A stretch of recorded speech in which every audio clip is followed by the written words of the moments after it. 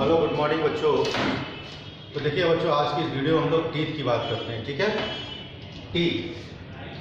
Teeth structure of teeth और type of teeth. तो देखिएगा, बायो की वो ब्रांच जिसमें हम टीथ की स्टडी करते हैं उसको हम ओडोंटोलॉजी कहते हैं। तो क्या बोलोगे? स्टडी ऑफ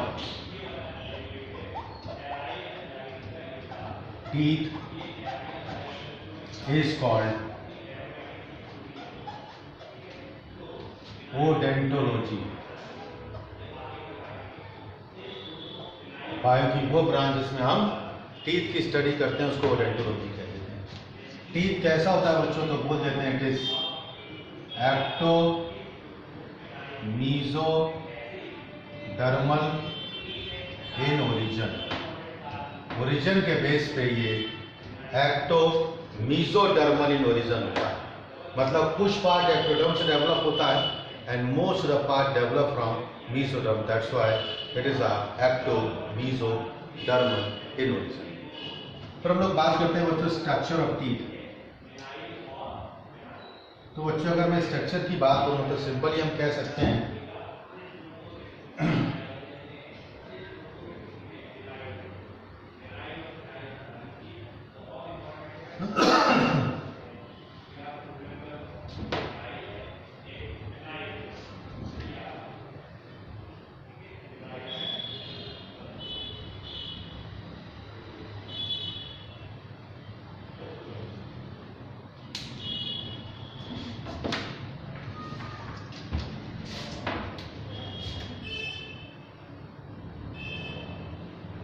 तो देखिएगा बच्चों, स्ट्रक्चर के बेसिस पर हम टीथ को 3 पार्ट में डिवाइड करते हैं। कौन कौन से? ये एरियल पार्ट होता है, इसको बच्चों हम क्राउन कहते हैं। ये नेक होती है और छोटा सा नीचे का पार्ट जिसको बच्चों हम रूट कहते हैं। तो टीथ के 3 पार्ट होते हैं, क्राउन, नेक एंड। क्राउन में जो ये पार्ट दिख रहा है इसको बच्चों हम इनेमल कहते हैं। This is the enamel. Enamel के नीचे बच्चों डेंटाइन प्रेजेंट होता है। डेंटाइन के नीचे बच्चों कैविटी होती है। इस कैविटी को हम क्या कहते हैं? पल्प कैविटी कह देते हैं। पल्प कैविटी, ये पूरा क्या देख रहा है बच्चों? इसको गम कहते हैं।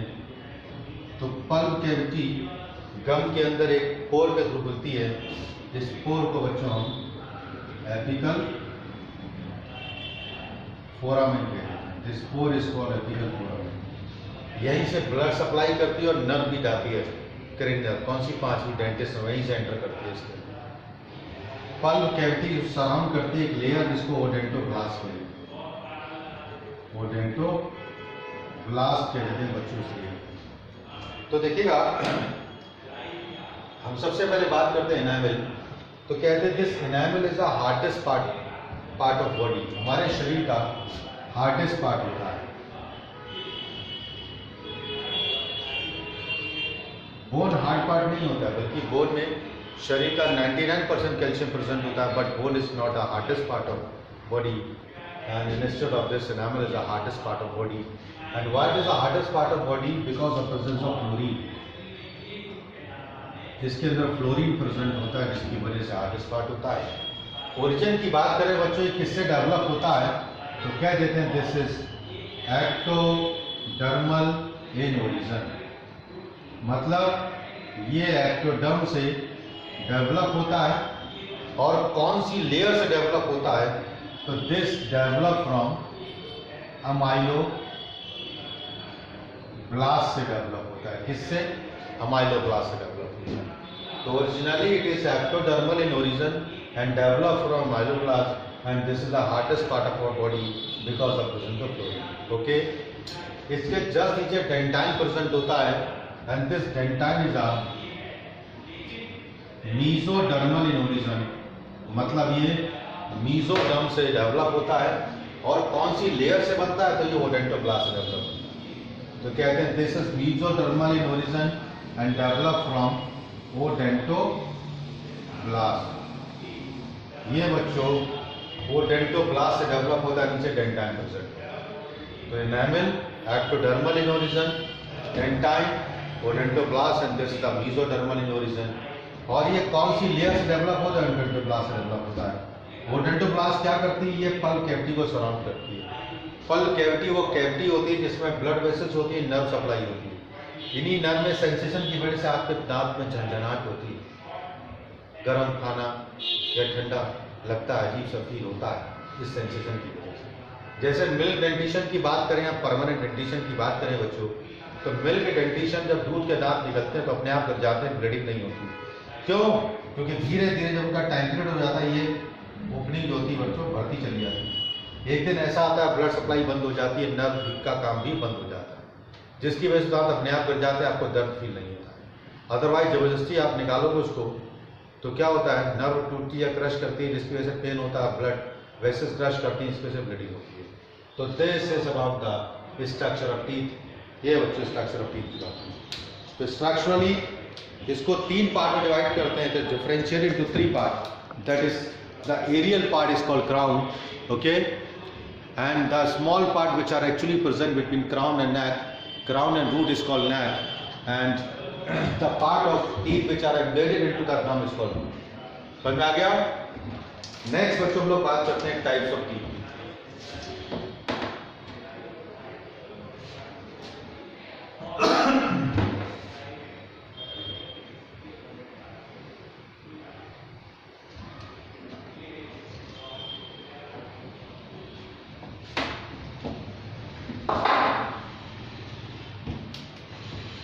इस पर बात करते हैं बच्चों types of teeth.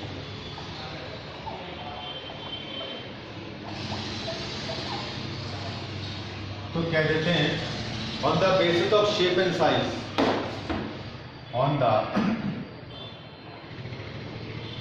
Basis of shape and size, it is of 2 types. Shape and size के बेस पर टीथ बच्चों 2 टाइप के होते हैं। कौन कौन से? Number 1 homodont. होमोडोंट का मतलब क्या होता है? जब सारे दांत एक जैसे होते हैं तो क्या कहोगे? All teeth are similar shape and size, all are similar shape and size. सारे दांत शेप और साइज में जैसे होते हैं, तो ऐसे डेंट को बोल देते हैं homodont condition. And this is present in case of well. जैसे वेल होती है, वेल में सारे दांत एक जैसे ही होते हैं, ऐसे। नंबर 2 आता है बच्चों हेट्रोडोंट कंडीशन। हेट्रोडोंट, इसका मतलब क्या होता है? All teeths are dissimilar shape and size, and this is about 4 types। इस प्रकार के दांत 4 टाइप के होते हैं। कौन कौन से? Number 1 incisor. कैसे होते हैं? तो कहते हैं बच्चों चीजल इन शेप। क्या काम करते हैं? तो कह देते हैं and perform the function of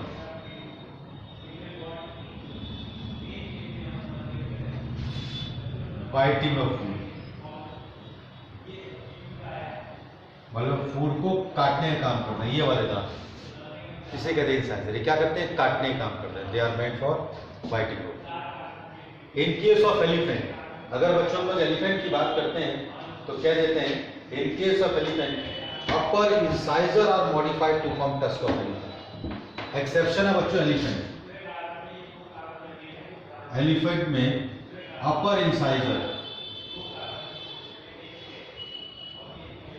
ये क्या बनाता है? Tusk of elephant. जो दांत बाहर निकलते हैं उन्हें टस्क ऑफ एलिफेंट कहते हैं। वो कौन से होते हैं? इंसाइजर होते हैं। इनका काम क्या होता है? एलिफेंट अपने शत्रु से अपने आप को बचाता है, ठीक है। दे आर प्रोटेक्टिंग देमसेल्फ, ठीक है, किससे? अपने एनिमी से। तो in case of elephant upper incisor are modified to form tusk of elephant. Number 2 आता है बच्चों कैनाइन। कैनाइन कैसे होते हैं बच्चों? डैगर इन शेप होते हैं। कौन से वाले होते हैं? ये डैगर इन शेप। इनका काम क्या होता है? They are for tearing of food. Tearing of food की बात करें बच्चों, फूड को फाड़ने का काम करते हैं। ठीक है, तुम देखा होगा घर में रोटी खाते हो, ऐसे काटते हो और बोन भी करते हो तो फाड़ता रहता है। And they are well develop in case of carnivore. ये किसमें ज्यादा डेवलप होते हैं? कार्निवोर में ज्यादा डेवलप होते हैं। Ill develop in case of omnivore and absent in herbivore. Herbivore में नहीं होते। जैसे रैबिट की बात करूं तो जहां पे हमारे कैनाइन प्रेजेंट होते हैं, ये जगह उसकी डेंटिशन में मतलब खाली रहती है, तो उस एम्प्टी प्लेस को क्या कहते हैं? हम डायस्टीमा कहते हैं। तो in case of rabbit the empty place of canine is called diastema and this canine are dagger in shape and they are meant for tearing of food and they are well developed in case of carnivores, ill developed in case of omnivores and absent in case of herbivore. But in case of rabbit, the place of canine are empty and that empty place is called diastema. ठीक है? Number 3 आता है बच्चों premolar. Premolar कैसे होते हैं बच्चों? These are the strong teeth। क्या करते हैं? They are meant for grinding of food।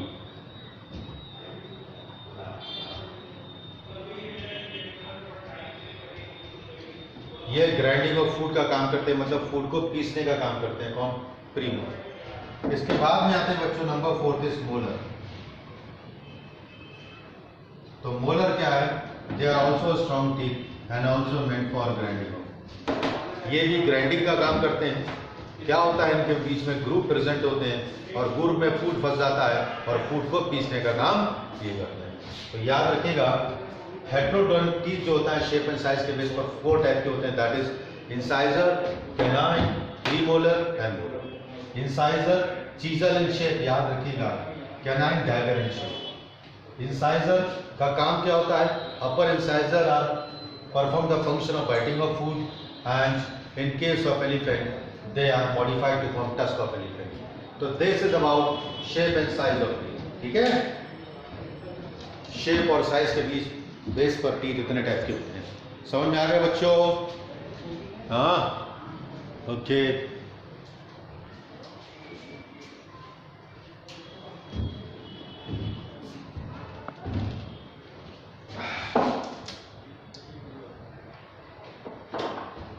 फिर हम बात करते हैं टाइप्स ऑफ टीथ। किस बेसिस पर? On the basis of attachment. Type of teeth on the basis of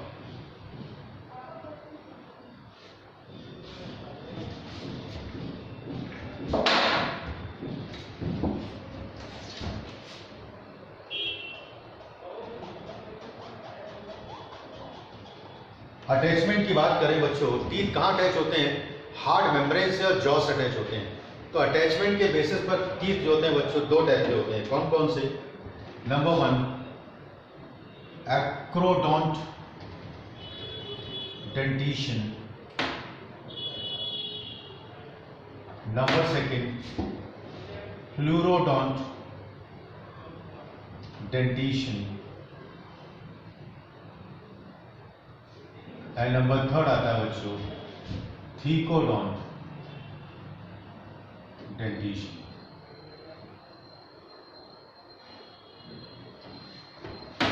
acrodont dentition क्या होता है? तो कहते हैं teeth are superficial attached by hard membrane. अगर दांत किसी हार्ड मेम्ब्रेन, सपोज ये हार्ड मेम्ब्रेन है कोई, this is actually the hard membrane.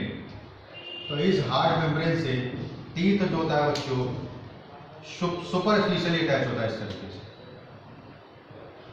और ज्यादा हिलाओगे तो दांत गिर जाता है।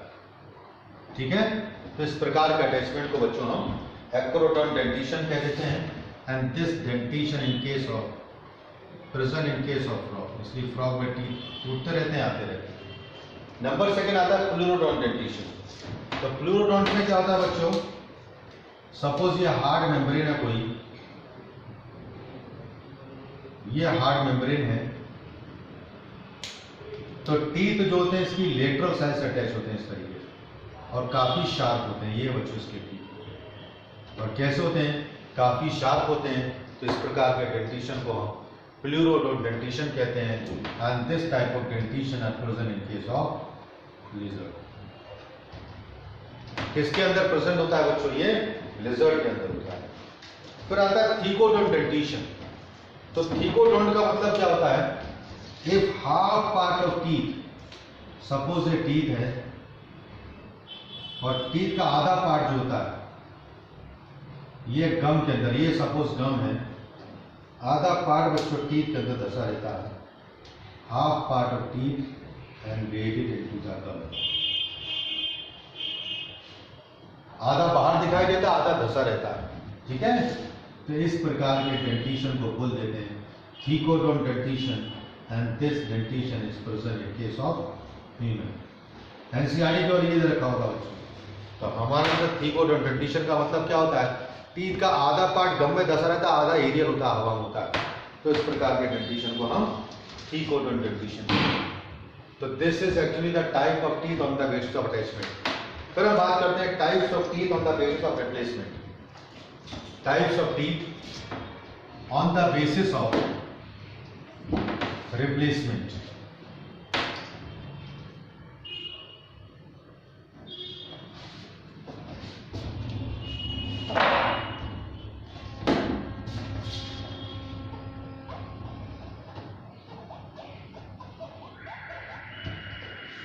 रिप्लेसमेंट के बेस पर बच्चों टीथ फिर से 3 टाइप के होते हैं। कौन कौन से, number 1 monophyodont dentition.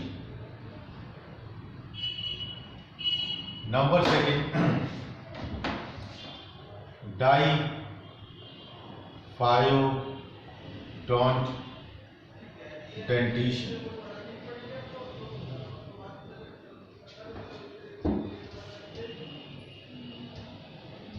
Number 3 polyphyodont dentition. Monophyodont, diphyodont and polyphyodont. तो मोनोफायोडोंट क्या होता है, तो अगर टीथ जिंदगी में एक बार निकलते हैं तो ऐसे टीथ को बोल देते हैं मोनोफायोडोंट। तो क्या बोलोगे, teeth emerges once in life, जिंदगी एक बार निकलते हैं। टीथ ये क्या होते हैं, teeth emerges twice in life, वो दांत जो जिंदगी में 2 बार निकलते हैं। पॉली का मतलब क्या था, वो दांत जो टूटते रहते हैं आते रहते हैं, टूटते रहते हैं आते रहते हैं। तो क्या बोलोगे, teeth emerges many times in life, वो दांत जो जिंदगी में कई बार निकलते हैं उनको पॉलीफायोडोंट कहते हैं। मोनोफायोडोंट की बच्चों हम लोग बात करते हैं, तो वो दांत जो जिंदगी में एक बार निकलते हैं वो कौन कौन से होते हैं, याद रखिएगा, pre molar and last molar. Last molar को क्या बोल देते हैं बच्चों हम, विजडम टीथ। ये भी जिंदगी में एक बार ही निकलते हैं। डाईफायोडोंट कौन से होते हैं, तो देखिएगा, for example incisor, canine and molar except last molar. ठीक है। पॉलीफायोडोंट क्या होते हैं, वो दांत जो जिंदगी में कई बार निकलते हैं। तो this type of teeth are present in case of frog. इस प्रकार के दांत जो होते हैं बच्चों फ्रॉग के केस में प्रेजेंट होते हैं। समझ में आ गया। तो this is about the types of teeth on the basis of replacement. Replacement के बेस पर टीथ जो होते हैं बच्चों इतने टाइप के होते हैं, ठीक है। फिर बच्चों हम लोग बात करते हैं डेंटल फार्मूले की।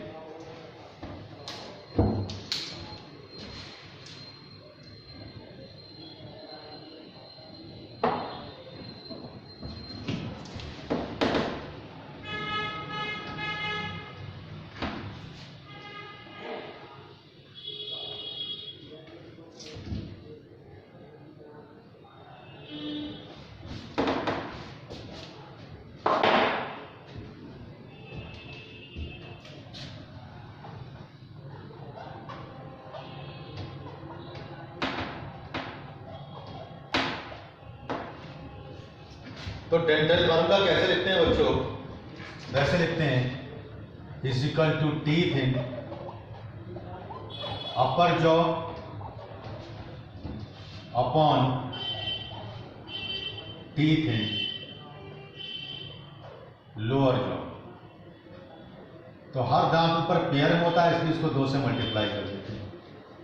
तो अगर हम बात करें एडल्ट ह्यूमन का, तो इसका डेंटल फार्मूला क्या होता है? 2 1 2 3 अपॉन 2 1 2 3। मतलब ऊपर 2 पेयर क्या होते हैं बच्चों? ये इंसाइजर होते हैं, ये कैनाइन होते हैं, ये प्रीमोलर होते हैं और ये मोलर होते हैं। Same in case of lower jaw, incisor, canine, premolar and molar pair में होते हैं, इसलिए 2 से मल्टीप्लाई करें। कितना हो गया? 2 3 4 5 6 7 8 8 2 जा 16 बाय 16 इज इक्वल टू 32। हम अंदर कितने होते हैं? 32 दांत होते हैं। तो एक्चुअल ऐसे लिखा जाता है। अगर हम चाइल्ड की बात करें बच्चों, मिल्क डेंटिशन की बात करें, बच्चों की बात करें, बच्चों में क्या फार्मूला होता है? तो शॉर्ट में लिखता हूं बच्चों 2102 अपॉन 2102 इंटू 2 कितना हो गया? 10 बाई 10 इज इक्वल टू 20 दांत होते हैं बच्चों के। ये 2 तो एनसीईआरटी के रखते हैं बच्चों, ठीक है।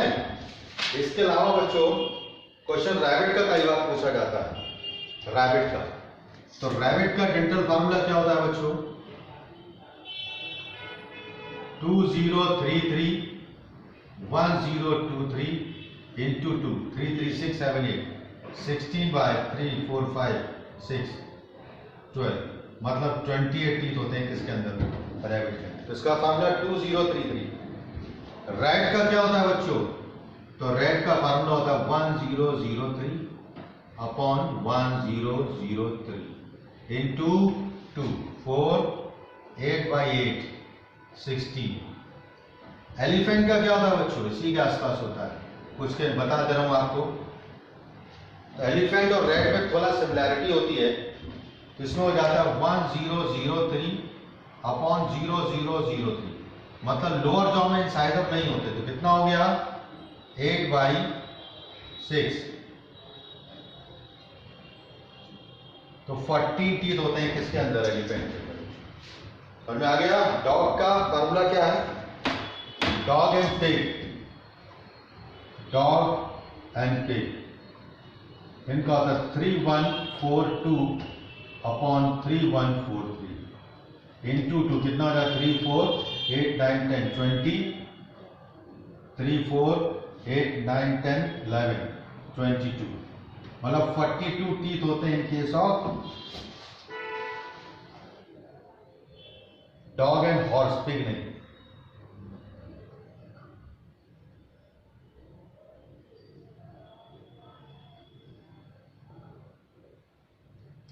ये बच्चों डॉग का फार्मूला होता है 3142 अपॉन 3142, ठीक है।